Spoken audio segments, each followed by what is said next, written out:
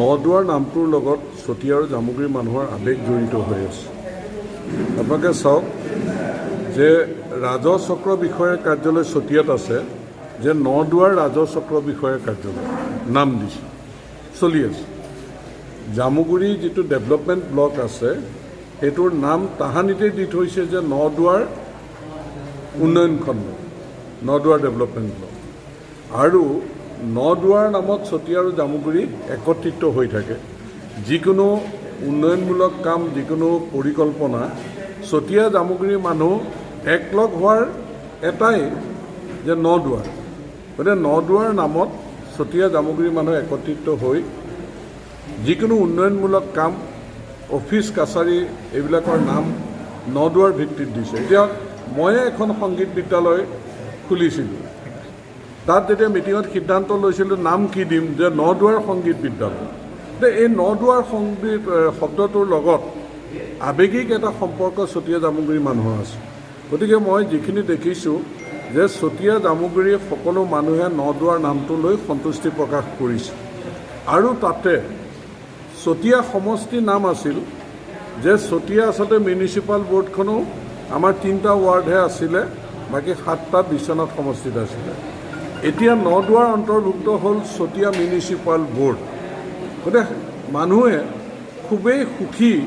তাতে মোক চতিয়া ৰত্নও দিছে, যে চতিয়াৰ মানুহে কিন্তু মোক ভোট দিবলৈ নাপায়। গতিকে চতিয়াৰ মানুহ সুখী এইকাৰণে যে নদুৱাৰৰ নামত চতিয়া জামুগুৰি একত্ৰিত হৈ আছে, আৰু যিকোনো চিন্তা পৰিকল্পনা নদুৱাৰ নামত কৰিবলৈ সুবিধা পাব, তাৰ কাৰণে সন্তুষ্টি প্ৰকাশ কৰিছে। আৰু চাৰিদুৱাৰৰ যিটো বনাঞ্চল এৰিয়া, সেই এৰিয়াটো নদুৱাৰ সমষ্টিৰ বাহিৰলৈ গৈছে, ঢেকীয়াজুলি সমষ্টিত অন্তৰ্ভুক্ত হৈছে। আৰু প্ৰতিটো ইলেকশ্যনত সেই এৰিয়াত আমি অকণমান আমাৰ দলীয় সতীৰ্থসকলে কেম্পেইন কৰিবলৈ অসুবিধা পায়।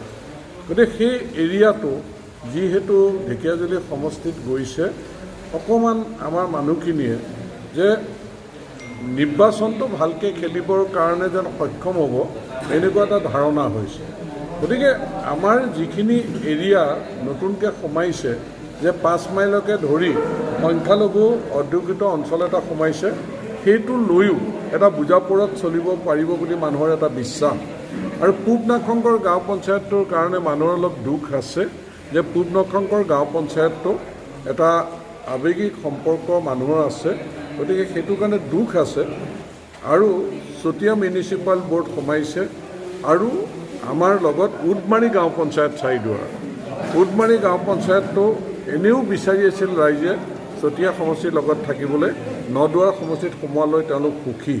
গতিকে আমাৰ বনাঞ্চল চাৰিদুৱাৰৰ প্ৰায় 80% ঢেকীয়াজুলি সমষ্টি আৰু ৰাঙাপাৰা সমষ্টিত সোমাইছে। সেইটো লৈ মোৰ দুখ আছে, যে মই যিহেতু সমষ্টিটোৰ বিধায়ক হিচাপে ইমান দিন প্ৰতিনিধিত্ব কৰিলোঁ, যে সেই মানুহখিনি এৰাই যোৱাত দুখ স্বাভাৱিকতে থাকিব, মোৰ দুখ আছে। পূব নাগশংকৰৰ কাৰণে মোৰ দুখ আছে।